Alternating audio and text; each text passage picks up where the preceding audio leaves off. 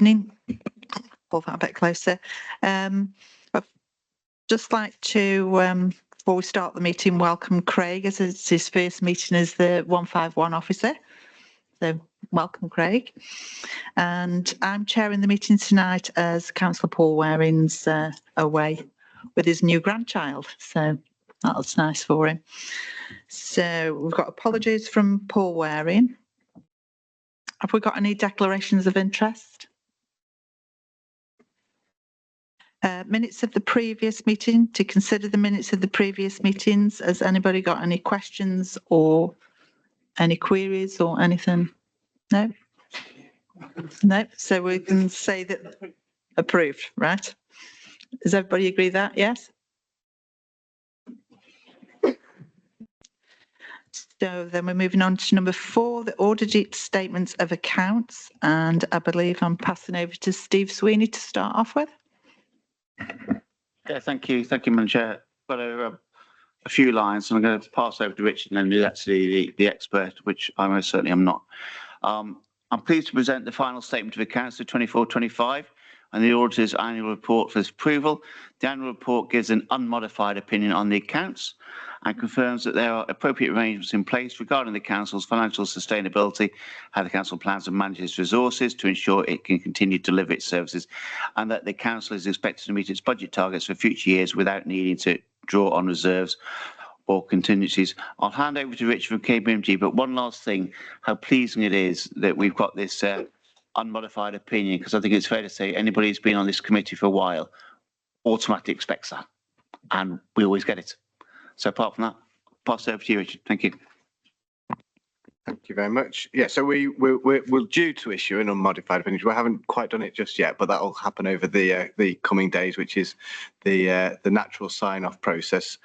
So yeah, as Councillor Sweeney said, the audit is fundamentally complete. You've got 2 reports in this pack from us. The first one is, but I should say there's nothing new in these reports that you haven't received already. The first one is the auditor's annual report, which basically brings together a very high level summary of the work that we've done on the financial statements from a significant audit risk perspective, and then goes on to describe our value for money commentary. And members who were at the last meeting will remember that we discussed the risk assessment work that we had done at that point in time, and that has effectively just been copied across from that report into this final deliverable. As Councillor mentioned, we will be anticipating issuing that unqualified opinion on the financial statements, which is as good as it gets from an external audit perspective. There's no disclaimer or issues relating to the backstop process at Newcastle, so it is a full opinion on the financial statements, which is obviously pleasing position to be in. So I wasn't going to say anything more in terms of the auditor's annual report, other than to say that that is a document that will be published alongside the accounts on your website. So it's effectively the public commentary that you get alongside the financial statements from KPMG.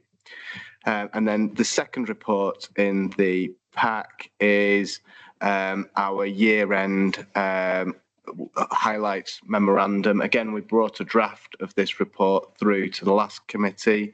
There's no changes in terms of the messaging or the conclusions. The audit, though, has obviously moved on in that time, so our outstanding matters list has reduced down to just the finalisation procedures. So what we'll do is, once we've received the sign accounts, we'll make, and we get the management representation letters, we'll just make sure that they add up and that they're consistent with the work that we've issued, and obviously make sure that we've brought up to date our inquiries, just to make sure that there's nothing new that we should be aware of that's happened between that last committee meeting and when I finally sign off the accounts.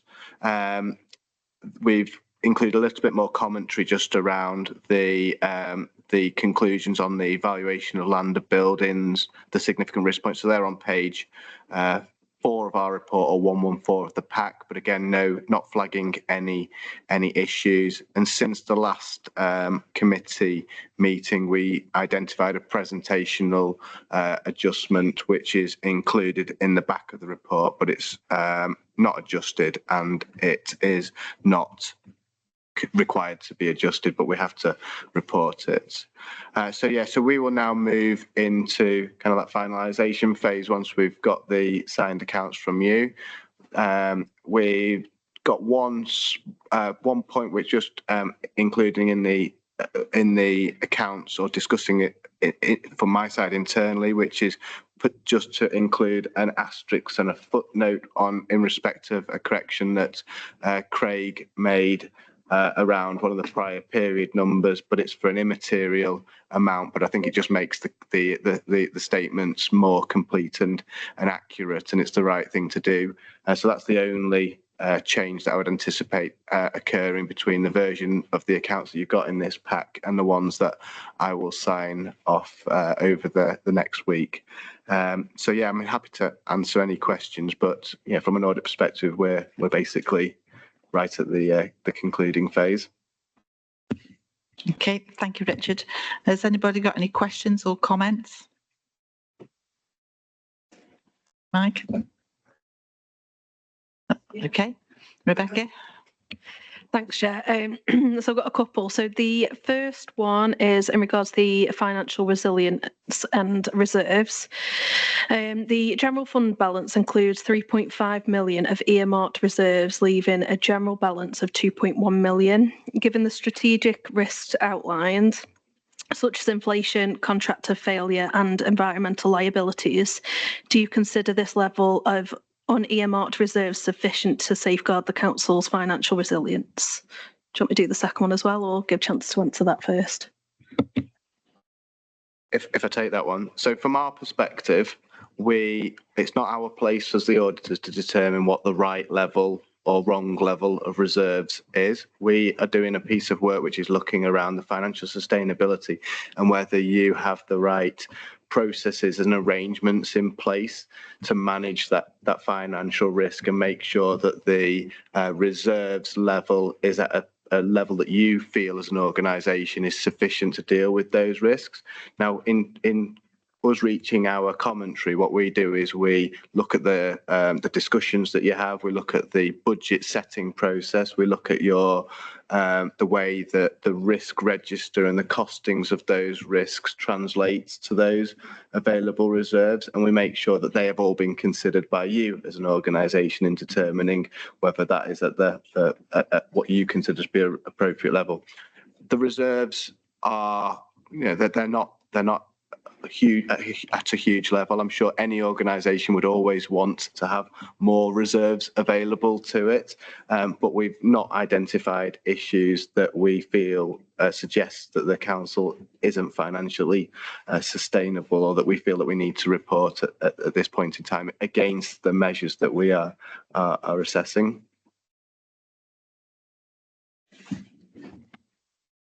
Thank you. Okay, and then the second question I've got is about the capital programme delivery. So the council spent 26.236 million of its 51.295 million revised capital programme for 24-25, with 23.553 million rolled forward. What assurance can you provide that the council has the capacity and governance in place to deliver the deferred capital projects in 25-26 without any further slippage? Yeah, I was going to say, I think in terms of the specifics of the capital programme, we've identified we've included within our commentary observations that there has been slippage within the programme, and that slippage has occurred for a number of years. But I think in terms of the specifics of whether it's deliverable or not, it's probably better with Craig. Thank you. Every year we have a mid-year review of the capital programme. So this year we're just currently undertaking our review, and it's a much improved position compared to what it was last year. The amount of slippage last year is due to mainly due to the Future High Streets Fund and the Town Deals Funds monies. So we'd include them as we were assuming when we set the budget that we would have spent all of those in 24, 25, but a number of delays have meant that they're just pushed in to 25, 26. All of those projects will be completed. It's just a timing issue, that's all. Thanks. Okay, Mike. Thank you, Chair. I'll stay with you, Craig, with the statement of accounts. So the collection fund. So the business rate collection fund shows a surplus of 1.8 million, whilst the council tax shows a deficit of 0.03 million. What steps can we take to manage the volatility in the collection fund and ensure accurate forecasting and budgeting for future years? Thank you. Well, let's start with the council tax collection fund. That's as accurate as you're ever going to get. Yeah. So no issues there whatsoever. In terms of business rates, the nature of business rates makes the collection fund volatile. You don't have to have much of a change in business rates at all. The rateable value of our properties is over 100 million. But the surplus that we achieved, that we had last year was due to the appeals provision largely. So as we reach the end of a cycle of valuations, the provision that we provide for in the collection fund reduces. So we haven't had as many appeals during the last valuation as we'd anticipated we would have. Having a good level of appeals provision is a really, really prudent thing to do. And the surplus that we've generated is paid into a reserve known as the Business Rates Volatility Reserve, which we retain a balance in there to address volatility. So if next year we were in a deficit, we'd use the reserve to offset the deficit. So council tax really, really well managed, NNDR really, really well managed, but there's an acceptance that that's more volatile. Is that all right? Yeah, thank you, Chair. I mean, absolutely, and I'm quite aware as well that the year before we were actually in a deficit, weren't we? So that I can fully understand the swings and roundabouts. Moving on to governance and risk management. The annual government statement outlines several strategic risks, including long-term income decline and ICT failure. How is the council ensuring that these risks are actively monitored and mitigated? And what role, and it's probably one for you, Stephen, as well, does the Financial Efficiency Board play in this process? Okay, so around income losses, so we address income losses in two ways. So as Councillor Lewis referred to before, in our reserves, we have a general fund reserve that is a risk assessed amount. So there's over £2 million in there. A large proportion of, our proportion of that is allocated against the risks of income levels, not recouping to the levels that they were before COVID. So that's one action that we take to reduce that risk. The other is in our MTFS. Every year we've got an allowance in there for income losses. I think that's £100,000 a year at the moment. So income-wise, there's definitely an improved situation around income. So our risks are decreasing, and I'm confident that we fully account for those. Regarding ICT failure, so within our corporate risks, our risk register, there are a lot of risks around IT, and they're managed through that process. Phil? Thanks, Chair. Couple of questions just on the pension liability and asset ceiling. The pension scheme shows a surplus of 488 million, but due to the asset ceiling adjustment, a liability of 20.9976 million is recognised. I suppose just some understanding, really, explanation around the implications of this accounting treatment for the council's long-term financial planning and any potential impact, on future contributions. Yes, so before the asset ceiling adjustment's made, then you're quite right. The pension fund is shown in a significant surplus position. Yeah. That's enabled us to have some savings around our pension contributions. So when the first draft savings are brought forward to Cabinet on the 2nd of December, you'll see that there's quite a large saving around pension contributions that we've had confirmed from the actuary for the pension. Okay, thanks. One more. Just about the, it's in one of the appendices, I just can't quite see it, about the impact of devolution and reorganisation. The government's devolution plans and the local government reorganisation. I think it's got to be proposed, I think, by the end of this month. So what financial modelling or scenario plan has been undertaken to assess the impact on the council's operations, assets and liabilities? We've employed some consultants, Ignite, and the results of their work will be brought to the council meeting on the 19th of November. At the special council meeting? Yeah. Okay. Thanks. Okay, is that it? Anybody else? Joe?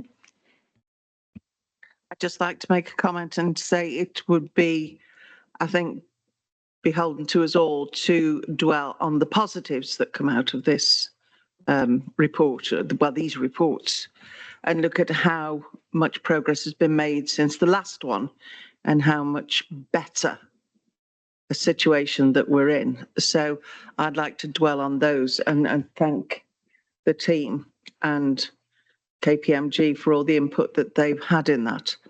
And as far as looking what's going to happen with reorganisation is concerned, I mean, it really is like tossing a coin at the moment or spitting in the wind. God knows what's going to happen. And at the moment, he's not prepared to tell us.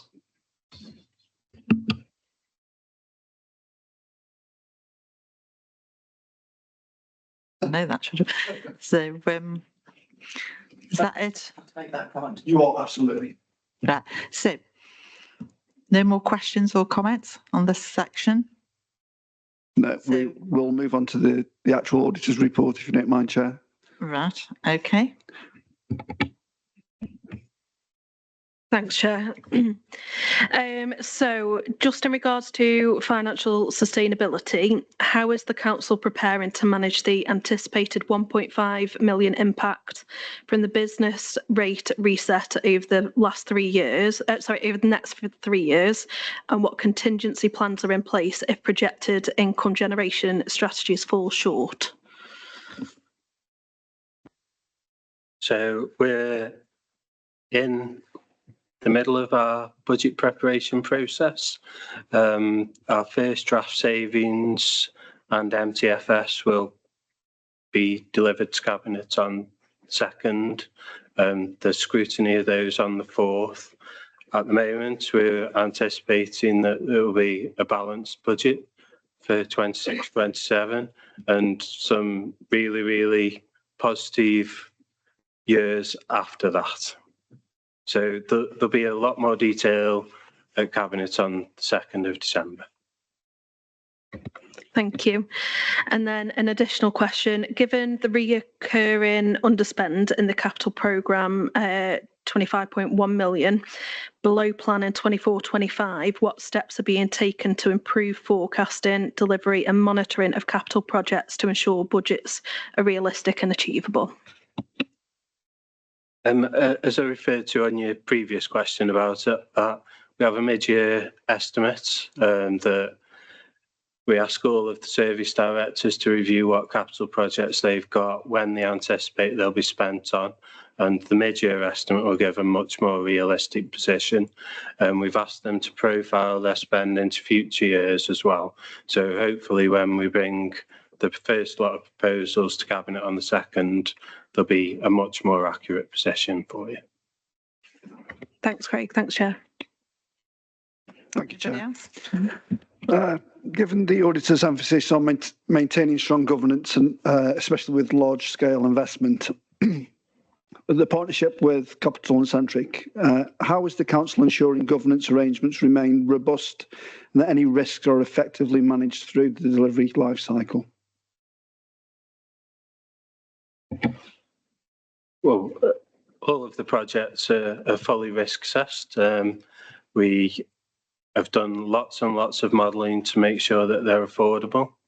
We've been lucky enough to have some funding from Homes England towards the projects, which make them even more affordable.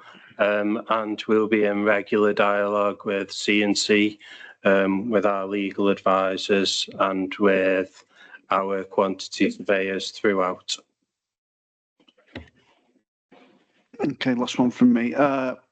What internal controls are in place to ensure timely and accurate updates from the actuaries, especially in the light of the material misstatement identified and adjusted in the defined benefit obligation valuation? Okay, so first of all, there wasn't a misstatement. So when we have the reports from the actuary, we have an estimated report so that we can produce our draft statement of accounts on time, and then we have an actual report. So the adjustment was there was a difference between the estimate and the actual. So that's the adjustment. So there was no misstatement. We have, for next year, we're going to change, well, if the chair agrees to this, we're going to change our audit and standards meetings so that the draft accounts will come at the end of June, so they're still ahead of the deadline, but we'll have the actual report from the actuary. So there'll be no estimate. The accounts will be completely based on the actual.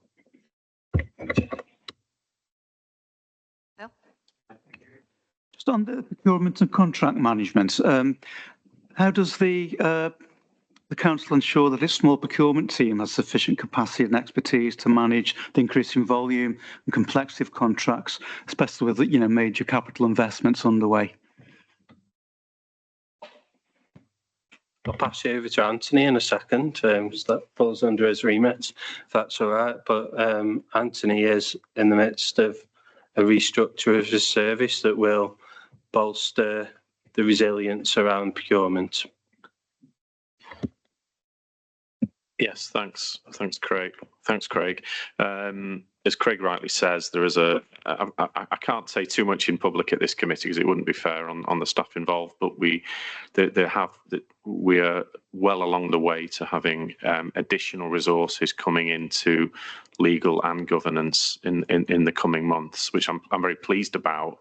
Taking a little longer than I would have wished, if I'm honest, due to a number of other matters we've all had to deal with. But in particular with procurement, we've got a very experienced procurement manager, and we also do regularly get external input from law firms as required. We don't just let things go through on the nod, I assure you of that. But we've also got, as part of my proposals, an additional procurement officer who will be a full-time resource who will work in that procurement team. So I'm confident that we will be building that resilience. I would also say that the current procurement team is working closely, I'm pleased to say, in light of LGR, because let's be honest, we have to think about the future with our colleagues at county as well. So there's been a lot of sharing of expertise in the area of procurement. And I would add finally that I am currently undertaking a review of our constitution. Again, it's taken longer than I would have wished, but we are getting there, and that will be coming. We actually have a meeting on Thursday, reliably advised by my, I'm going to say my learned friend, thank you, Councillor Wielden, that basically the constitutional working group's meeting on Thursday evening, and at that there will be further discussion around changes to the constitution to update on legislation. Obviously, the new Procurement Act is a fundamental aspect of that. So that will also inform where resources lie going forward. Thank you.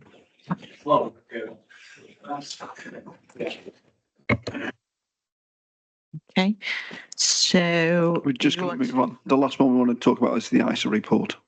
Yeah, I was just going to say, so the next one is the audit findings report, ISA 260 report. Okay, Mike, oh, Becca's going first, is she? Yeah, please. Thank you, Chair.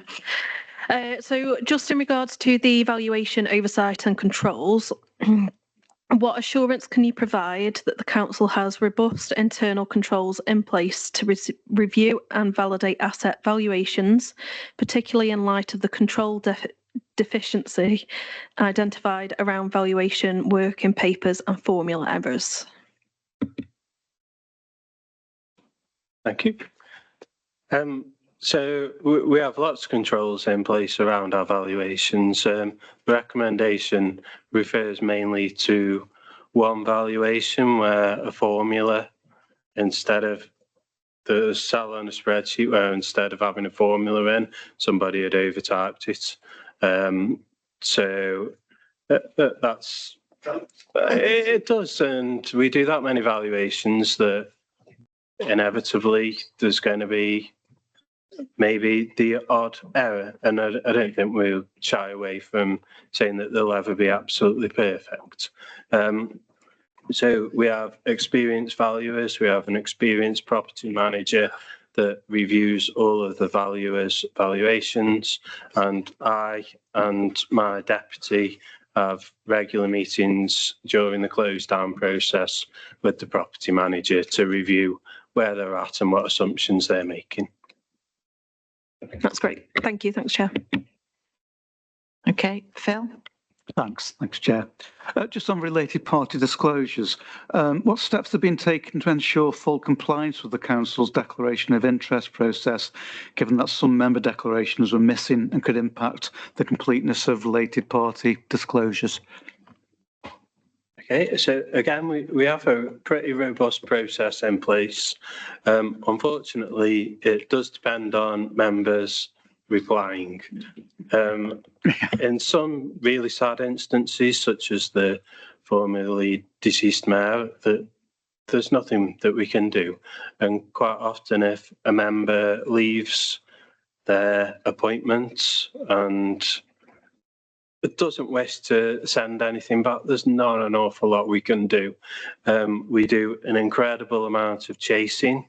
We do a lot of checks on Company House to support the declarations of interest as well. So each of you, Councillor Stubbs, Lewis, Rees, we enter your names into Company's House to see if you've got any other appointments. So there's a lot that we can do, but again, it does depend very largely on you guys sending us your returns. Sorry. Can I just follow on from that as well? Because I think it's a really important point that Craig makes, and it's not an attempt to shift the question back to elected members, but it's a question I often get asked as monitoring officer in terms of when members should disclose certain declarations of interest. And under the Localism Act, it is quite clear that we are here to help, and I'll always be available for any member that has any queries, and I've tried my best and I'll continue to do so to guide you all in that regard. But the onus is clear in legislation that it is the member's responsibility to be doing their own due diligence and declaring these matters. So I think it's important that we work together in that. It isn't a case of, what are we doing and what are you doing? I think we work together to try and be as transparent, as open as possible. And there will be occasions, obviously, when things do get missed. And that's just the reality. Thank you. Mike? Anthony, can I just ask you a question on that? So I absolutely agree that the 44 should be actually doing their own paperwork. I fully accept that. What happens if they don't know? Who was ultimately responsible? It's a question no one wishes to ask or have the answer to, if I may be honest. I think the difficulty with this isn't going to be a law lecture about the Localism Act, I assure you, but all I would say is that the current standards regime that we have really makes it a criminal matter in terms of if it passes a threshold for a criminal inquiry to be made, or if someone does not declare something and it is regarded as material. And it's not to scare anyone. That is the way in which with the legislation we've got. I've never thankfully had to deal with any that have gone down that route, but it does focus the mind slightly that this is something that is not the monitoring officer's responsibility or indeed Section 151's responsibility. It's something we create a climate and conditions for you guys, if I can use that expression, to have those conversations and to disclose where appropriate. Thank you. One last thing. I shall absolutely mirror you, Joan. Thank you very much for your team's work this year. And obviously the former Section 151 officer obviously done a lot of work on this as well before she left. So can you please pass on our thanks to everybody in your team? Okay. I will, thank you. And thank you for your questions. Joan? Yes, just to comment, as far as the governance is concerned, we're all elected members and we have a responsibility to our residents and members of our little societies, whichever ward it happens to be. But the onus is very much on us as elected representatives, and there is a code of conduct for members and officers, and we're responsible for our own code of conduct, which we have to sign and agree to abide by. And one of the key things is integrity. So we can ask the questions, and it's appropriate and fine that we do. But at the end of the day, we have to have a responsibility of our own actions. And if anyone is putting forward false representations in anything that we're doing as a representative councillor, then that is quite a serious matter, and it's a criminal matter and would be fraud, and it would go down the normal processes that fraudulent actions would have to go. So I understand why the questions were asked, but the onus is very much on us, the monitoring officer and his team and KPMG and so on. They're responsible for reporting on the information that we give them and supply to them for the actions and activities that we undertake. That wasn't a question. It wasn't even a statement. It was a rant, wasn't it? Okay. I'm entitled to have one occasionally. Right. That's my first this year. Right. Okay. Everybody finished now. So we're all agreed now that we've gone through 1 to 4 on the recommendations, and we're all agreed with that now. Yes? Yeah. Thank you. Right. Number 5, Treasury Management Half-Yearly Report 25-26. I believe that's you, Steve. Thank you, Chairman. The Council's Treasury Management Strategy for 25-26 was approved by Council in February 25. The Council's strategy concerning its investments continues to be the priorities to prioritise the security of the Council's capital and to ensure liquidity. This half-yearly report to members is intended to provide an update of the Treasury Management Strategy and performance for the period April to September of this financial year. All prudential indicators per Part 10 of this report have been complied with during the first 6 months of the financial year. Investments held at 30th September 25 amounted to £4.2 million. The vast majority of investments are held in the government's debt management account, with small amounts being retained in the Lloyds Bank current account. An average yield of 3.81% has been earned during the first 6 months of the financial year. This has generated £123,000 at the close of Q2. The Council's current strategy is to maintain borrowing and investments below their underlying levels, sometimes known as internal borrowing, in order to reduce risk and keep interest costs low. To summarise, the 25-26 strategy has been complied with in full during the first 6 months of the financial year. Thank you.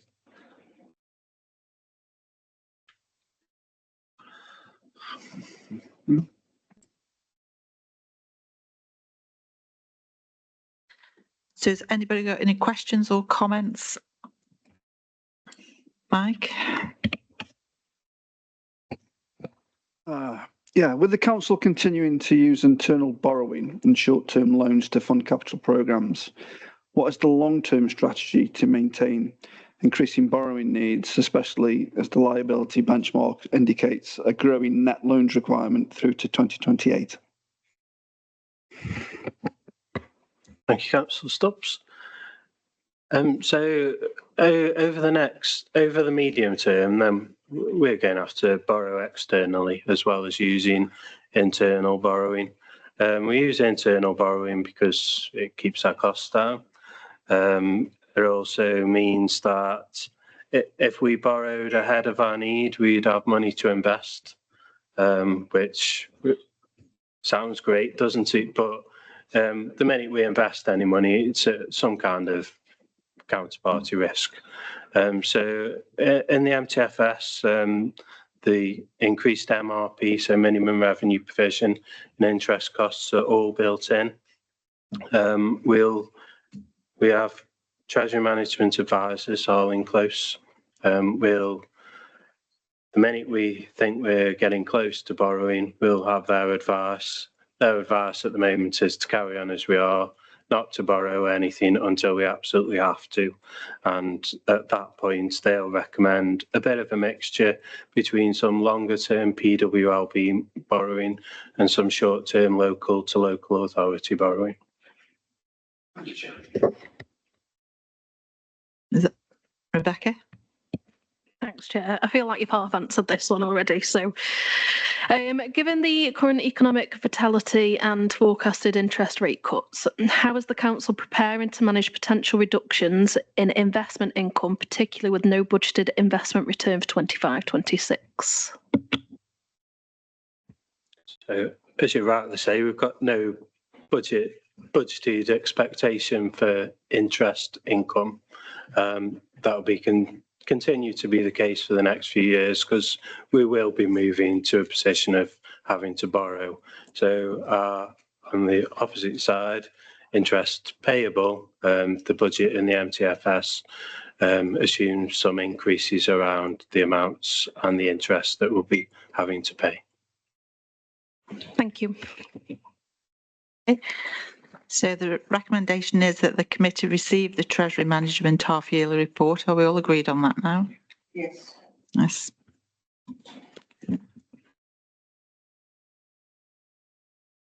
So moving on to number 6, corporate risk management quarter report quarter 2, 25-26. And I believe that's Anthony.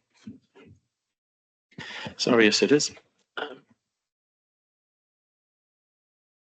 This is the usual quarterly update for quarter 2, and the recommendations in the reports are as follows. To note that there are currently no risks that are more than 6 months overdue for review up to the end of quarter 2, that there have been no risk level increases.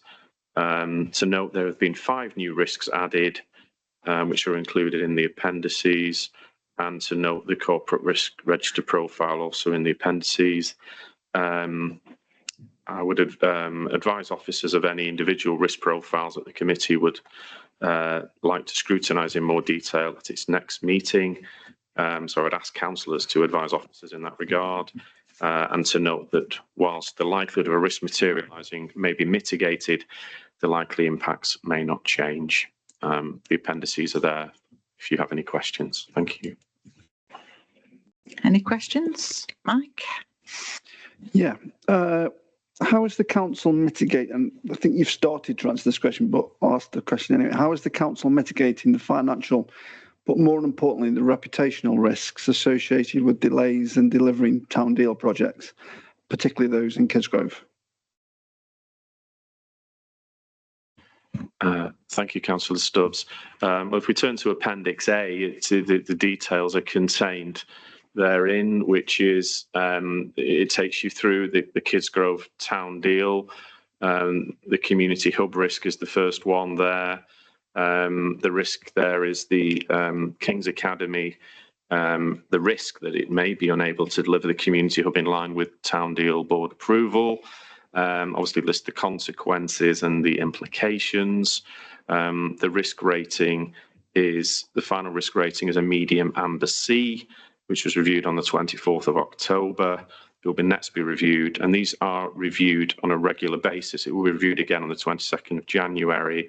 And the treatment is that risk be tolerated, and obviously there is a governance regime in relation to the town deal function. There is also legal advice that is taken on those proposals in as they develop. In terms of sorry, do you want me to take you through each one? No, you don't need to. They're in the appendices, but I think. Sorry. Are we just going to?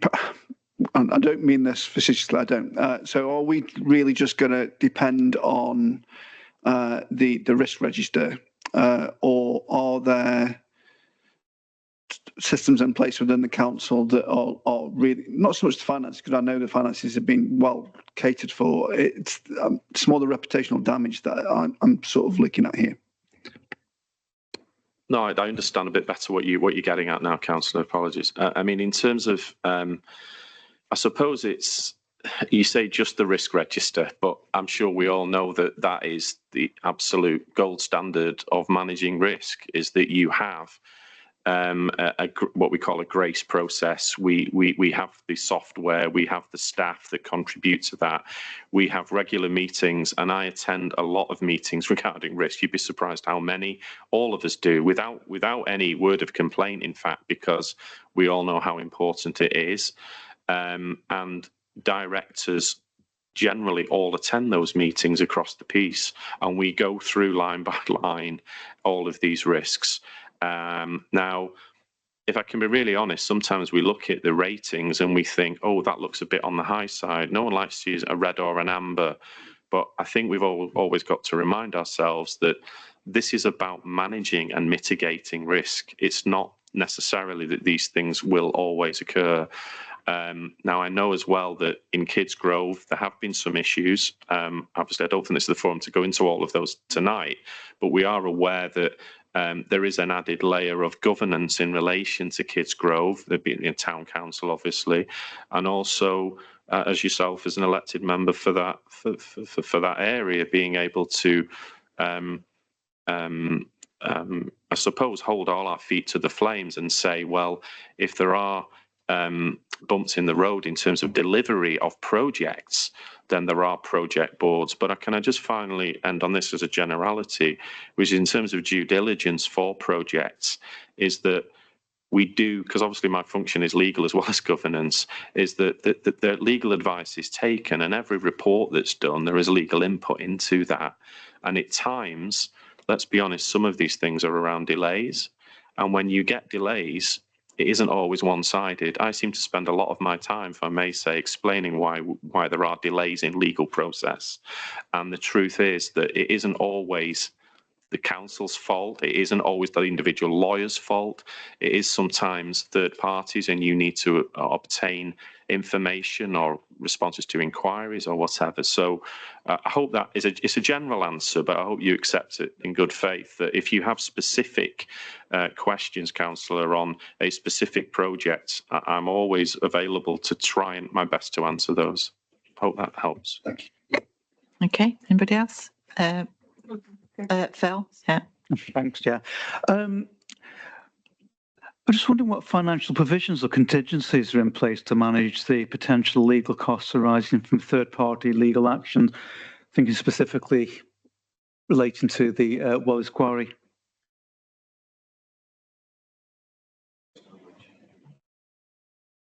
Thank you. So we still have an amount of money in a reserve to offset any potential legal costs that we might still incur.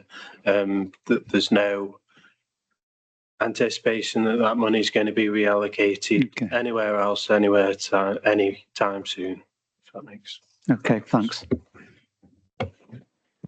Rebecca? Oh, yeah, thanks, Chair. Sorry. So just given the appointment of competent contractors as a key control across several risk entries, what assurance can be provided that procurement and contractor appointment processes are robust enough to prevent further delays or failures in project deliveries? Yeah, I mean, I think it does come back to what your earlier question, and also I'm not saying you've asked the same question twice because you haven't, but I'm just saying I think some of the points you raised earlier are still pertinent to this and my earlier response, which is that we have a very excellent, really, procurement team. It is small, but we are a small local authority, and we do work closely, as I say, with sharing best practice with county, and we also do have very robust regimes for ensuring that we comply with our procurement processes. On the occasion when we cannot comply with our procurement processes, myself and the Section 151 officer beside me will on occasion be asked to sign warn notices to say we are departing from those processes. And so that's a very transparent process. It's available for everyone to see, and we do give explanations where that is required. So I hope that answers your question. Yeah, thank you. Thanks, Chair. So we've updated members on the current position in respect of risk management controls and identified corporate risks. There's no other another question, is there? Sorry, Joan. It's not a question, it's comment. I'm just having a really positive night tonight, and I'm being very optimistic as opposed to pessimistic. So I like to have a balance. One of the things that I look at when I look at the risk management, having sweated through an exam on this decades ago, this traffic lights provision for risk management is so understandable and so effective. It was used by HSBC in Hong Kong, which is one of the sort of hotbeds of the finance sector. It works. And one of the things that you should be aware of is even if it's in the red zone, it has been noted, highlighted and flagged. And then the whole purpose of it is risk management, not risk avoidance, not risk evasion, but actually managing the risk. And that's why it's so key to have a system that's easily readable and can be seen at a moment's notice through this traffic light system. It is effective, it is simple, and it is effective. So I don't think we should ever shy away from thinking, oh my God, that's in the red zone. It can be managed because it has already been highlighted. It's when things slip through the net and they're not noted, that's when you've got serious risk. So it's a good and healthy thing to see things, even if they're in the red zone, the orange zone. We all want them to be in the green. They're not always in the green. I could go around my house and think of risk managing my house, and I could find a couple of things in the red. I can't believe I've just said that. But mostly we aspire to the orange and green. And that's what I'd like to say. It's much more positive thing, I think, to have it like this. Right, thank you. So we're going to note those points and move on to item number 7, which is the internal audit progress update Q2 2025-26. And I believe that's Alex. Yes, thank you, Chair. So this report summarises the progress made against the internal audit plan between the 1st of July and the 30th of September. Since our last progress report for Q1, the fieldwork for 5 audits has now been completed, and the fieldwork for another 4 audits has started. Of the 5 audits that have been completed now, we've issued 2 final reports, with the other 3 at various stages of QA and reporting. The status of each audit in the plan is found in section 2.3 of this report. So looking at one of the final reports, the Sustainable Environment Strategy, that looked at that assessed the effectiveness of governance, decision-making and cross-departmental collaboration.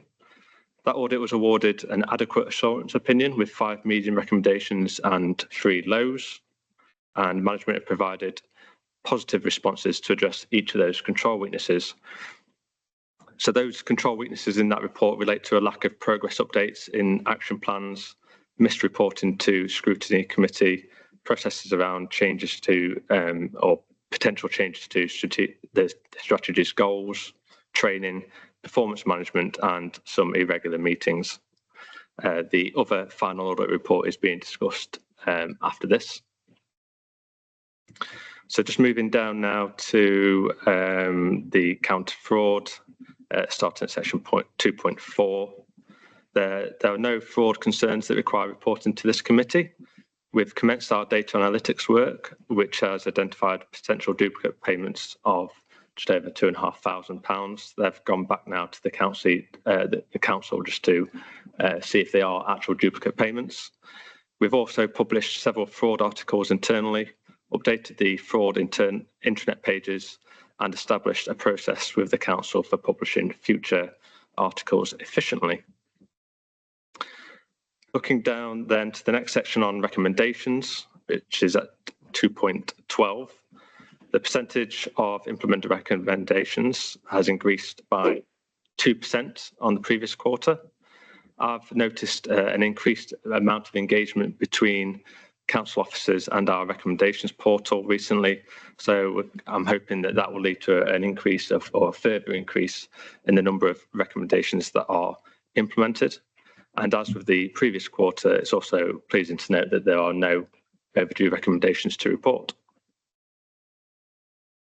Thank you, Alex. So, members, to note the progress, has anybody got any questions? Yes, Rebecca? Thank you. I'll start off on a positive note for Joan for this one. I would like to say that I'm glad to see that there are no tracked recommendations currently overdue, but what assurance can you provide that the outstanding audit recommendations, particularly the 64 not yet implemented, are being actively monitored and will be addressed within a reasonable time frame? Thank you. So that's part of our kind of internal management, that we do monitor those recommendations. We do have a portal. That portal sends out notifications twice monthly. So I think on the 1st, it sends out a notification to officers with recommendations that are due to be overdue in that in the next 31 days, I believe it is. And then on the 27th of each month, sends out another notification of any recommendations that are now overdue, requesting updates. I track that as part of my meetings with Section 151 officer, and we are currently developing some dashboards at the moment, which will hopefully kind of identify or look at age analysis of recommendations to try and see if actually some of these are just being consistently pushed further and further back, and then try and draw some of those out for management action, really. Perfect. Thanks, Chair. Phil? Thanks, Chair. Given that the cyber incident preparedness and response audit received a limited assurance rating and was classified as a top risk review, what steps are being taken to strengthen the council's cyber resilience and ensure timely implementation of that? I think it's 9 recommendations that have been made.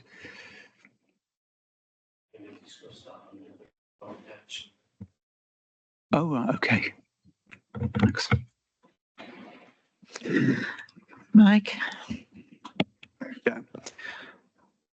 With several key finance audits, the budgetary control, main accounting, treasury management, to name a few, still in early stages or not yet started, how confident are you that the council's financial controls are robust and that any emerging risks will be identified and mitigated within the financial year? As confident as I can be, really. I mean, this is reporting progress up till the end of September. I know budgetary control, I think I had that in for review today. So that was reporting is ongoing. That's now the fieldwork, as far as I'm concerned, for that is complete. I think the capital, I'm not sure now, because the report I'm looking at is now a month after date, yes, but those are scheduled, and I know some more have started now. So it's not like we're waiting until March. We do try to bring these ones to a conclusion. It's also part of our outturn report. It's one of the key KPIs in that around key financial audits. Okay, thank you. Joan? Well, I think Rebecca and I are going to hold hands in positivity over this. It's very interesting to look at figure 1 on page whatever it is. Hang on. It's just below, it's in 2.15. Thank you very much, page 208. where it shows that there are no recommendations overdue. And in fact, the highest proportion are actual medium or low priority, and there are only 8 recommendations that are not, well, they're high priority, but they're not actually overdue. So that means they're well on the way to being dealt with. And I think that's, I mean, I see stuff like this from, not from other local authorities, but certainly from businesses. And this is as good as you get. It really is. We should be going around with smiles on our faces because it's so tight. So I'm well optimistic about this, and I think it's thorough, and it's noted, and it's dealt with, and it's managed. Thank you. Okay, so we'll note the progress and move on to the work programme.